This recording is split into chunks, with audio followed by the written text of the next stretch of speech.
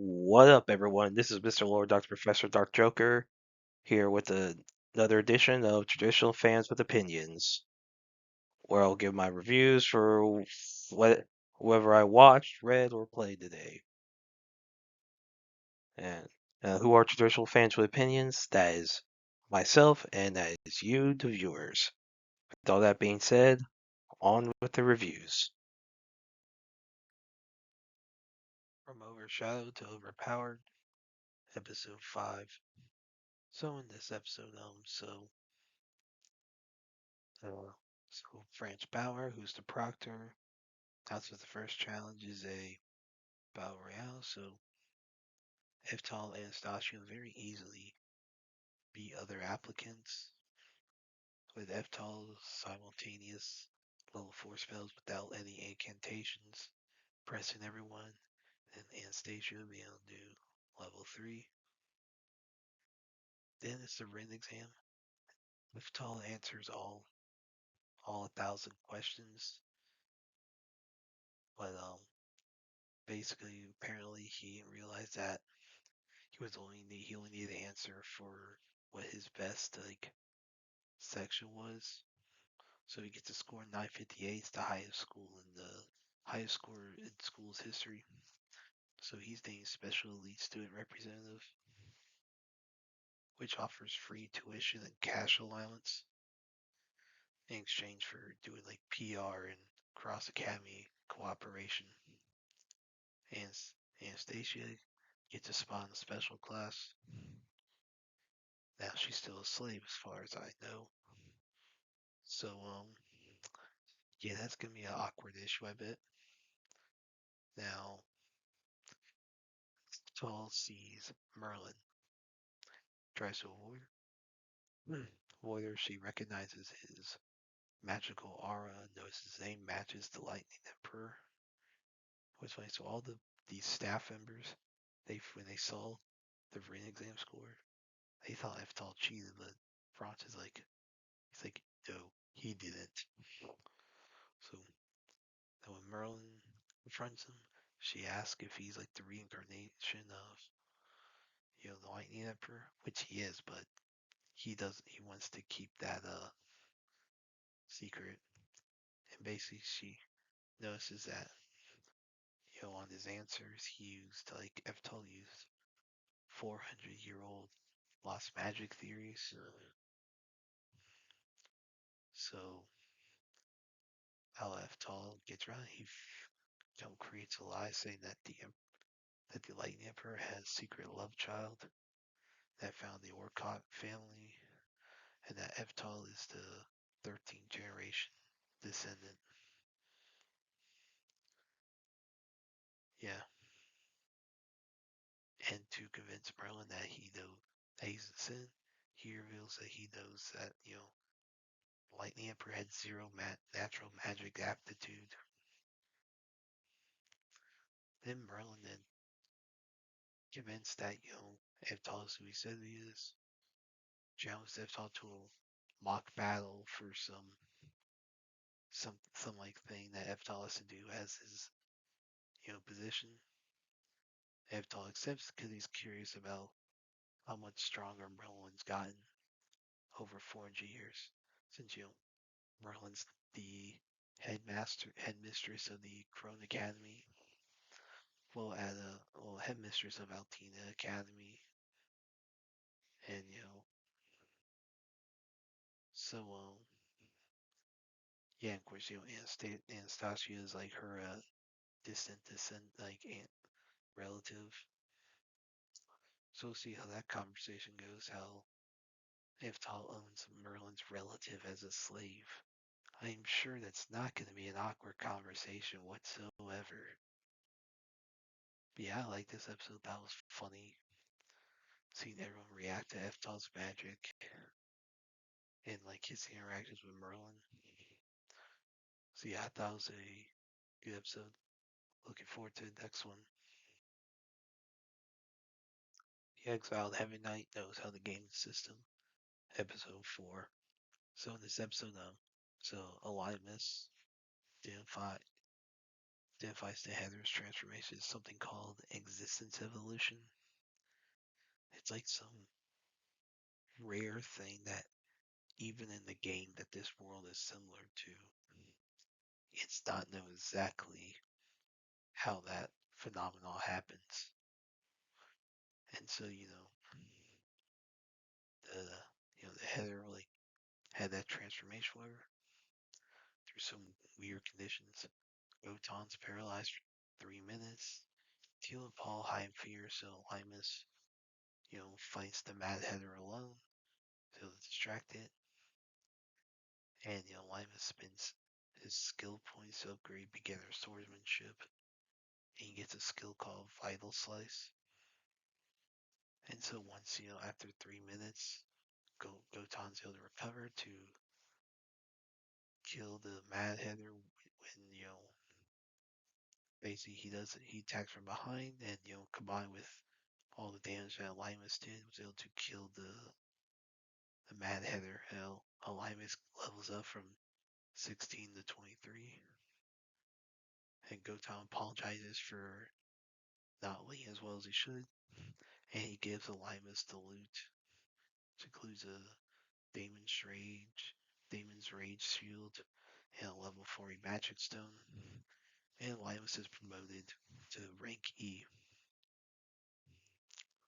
So Limus gets a 930,000 gold, the Ghoul's Magic Stones, and the Hairstone.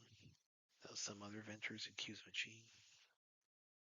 Goton tells them that if they mock Limus they accuse Limus of cheating for the promotion, that they basically mock him since he approved his promotion. So they all shut up really quick. So Limus sees that his skill points were spent carelessly, so he decides to get a Fane of Smoldering Insanity skill book. Which combined with his fully upgraded Oath of Heavy Armor, he'll basically, his quote-quote defective Heavy Knight class will become like insanely powerful. So yeah, that'll be interesting. So yeah, the 3D animation back to being very jarring. Last episode wasn't as noticeable because it was the lighting hid some of the problems. Yeah, since it's daytime and probably the later portions of this episode, it shows up a lot, and the 3D backgrounds look freaking terrible. The 2D designs are fine, it's just the 3D backgrounds doesn't fit well with it, and it just looks awful.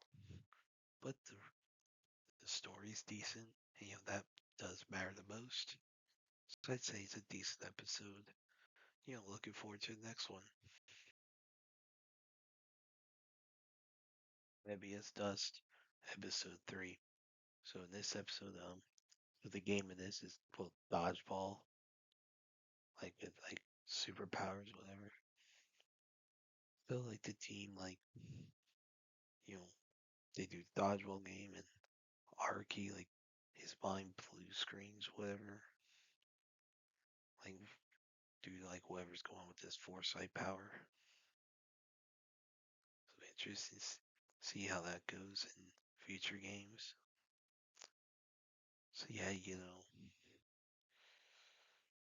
basically that's like it's dodgeball.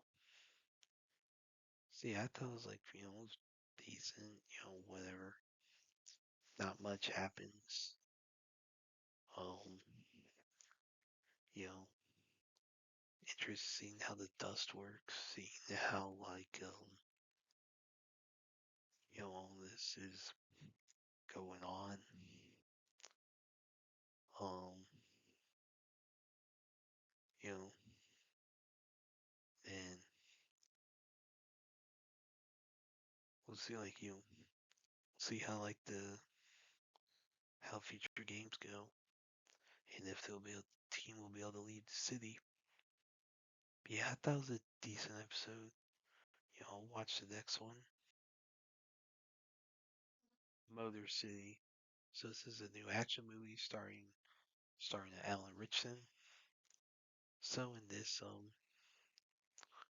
So John Miller lives in 1970s Detroit. He is like a factory worker. He, at some club meets a woman named Sophia, helps her like get away from like her like mobster boyfriend Reynolds or whoever. And but Reynolds and they date and get engaged. Reynolds has like John's car stolen and has like drugs put inside, and John gets framed as like for drug dealing and is given a 25-year sentence. Sophia dumps John, starts dating Reynolds again, and now a detective who's suspicious about the whole thing because there was like a dirty detective um named Savik who was helping Reynolds, and his detective tells Sophia what he finds about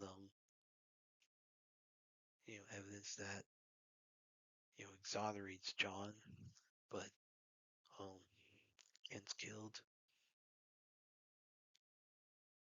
and then John learns about Sophia and Reynolds getting married, or whatever. So he with the help of some of his friends breaks out of prison, and they go to Reynolds' house and they find Sophia who'd been drugged by Reynolds. So they get John carries Sophia out. Reynolds' men starts attacking. They're able to kill her, but Reynolds tries to shoot John, but accidentally shoots and kills Sophia. And when the cops arriving, John has to leave Sophia's corpse. So then, John and his friends are making improvised bullets with like pennies, whatever. And John makes one with the wedding ring inside of it. So then John and his friends, they attack Reynolds' henchmen, and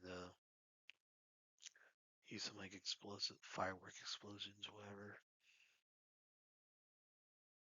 But his friends are killed, and Reynolds' men's killed, including Savik, who gets like his leg blown off.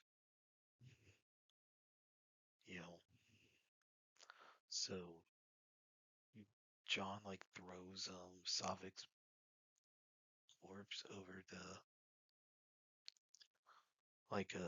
off a roof in order to cause Reynolds' car to crash. John gets on Reynolds' car, they fight, car crashes. And, John had shot Reynolds with the bullet with the wedding ring inside. Now, car crashes, Reynolds escapes. John's like pissed about it. 20 years later in the 90s, both of them are old. Reynolds receives a letter from John, who breaks to his house and shoots him. Yeah. So, okay. The premise is interesting. Now, the no dialogue thing does hurt with explaining what all's going on. It would be nice if we actually had dialogue, because it's not like no one was mute. It's not like Silent Night, where like the guy was mute, and they were that movie they were able to make explain all that well. And it's not like with the scary movie that came out earlier this year. The ending screws up a lot of stuff. So if it ended with like him just having kid in the car crash, if he had like killed Reynolds right then and there, and then he had just like escaped, like he had survived the crash, whatever, or if they had both died, the ending would have been a lot better if Reynolds had died then in the 70s, not like wait 20 years before like he's like to kill him. Like that ending pissed me off. But everything before it, I would say was What was decent? So I say overall, the movie's mid because like the ending sucked. Like overall, I'd say the movie's mid. And that's it. Did y'all like the stuff I reviewed? And if you have your own opinions about all that, you put all that in the comments. Thank you for watching, and like, subscribe, and all that. And look forward to the next video.